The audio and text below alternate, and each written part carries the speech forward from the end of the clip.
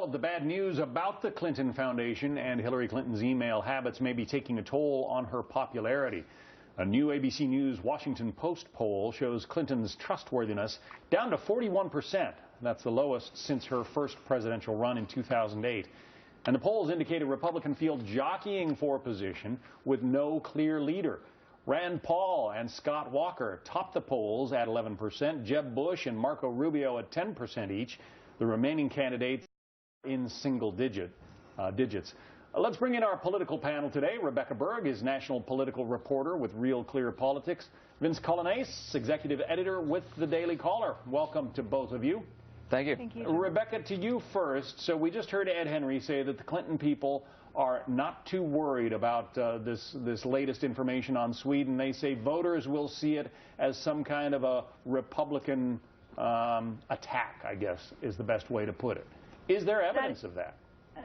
There is evidence of the opposite, actually, that you look at this polling and the response that voters are having to the Clinton Foundation and the emails and the way that Hillary Clinton is tackling these issues. And in fact, this is getting through to voters. It is permeating their consciousness and actually starting to frame their opinion of Hillary Clinton. That's one of the factors that we see contributing to her approval going downhill. It's also, if you look at the numbers specifically measured in these polls, we've been asking voters, how are you?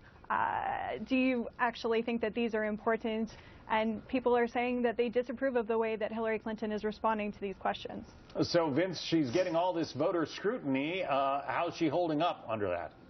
Well, it's no wonder her campaign is hiding her. She's not allowed to speak to the press. What little we've seen of her has not been good for her. Every time she opens her mouth, she's actually harmed herself in the polls. So the thinking going on over there is, look, we just need to keep her away from the microphones. We only can have scripted events. We can't have her speaking to reporters who are going to ask questions that are going to be sidewinders for us, because every time that happens, the public finds out something that they don't like about Hillary Clinton, whether that's fair or not. The numbers are slipping. So Hillary's left with having to say, okay, look, I'm the clear front runner right now in the Democratic primary. I'm going to sit back because the only thing that can happen is every time I speak, I'm damaging myself. So it's time to hide. Rebecca, if you go back a few months ago, there were two presumptive leaders on the Republican and the Democratic side, and we have some poll information about those two presumptive leaders from a few months ago, Hillary Clinton versus Jeb Bush.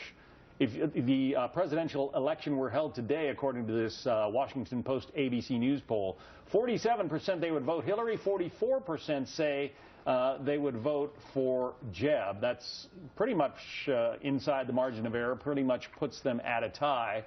Those numbers, I don't know, if you're Hillary Clinton, how do those numbers make you feel?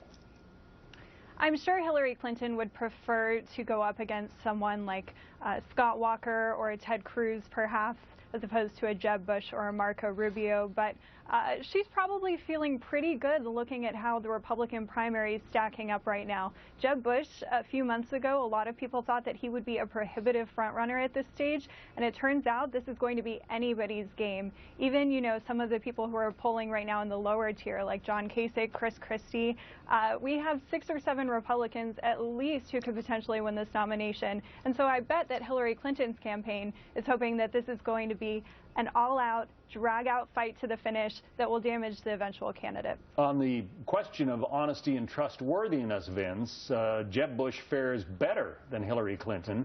45% rating him as honest and trustworthy. 40% say no. He's actually ahead of Hillary Clinton in that regard. Right, and trustworthiness is a side factor from likability. There's a related correlation there, certainly. And, you know, remember, as Hillary's campaign is arguing, there's an inherent distrust of politicians. People just don't trust them, and that's a pretty common trope, and I think one that most people agree with.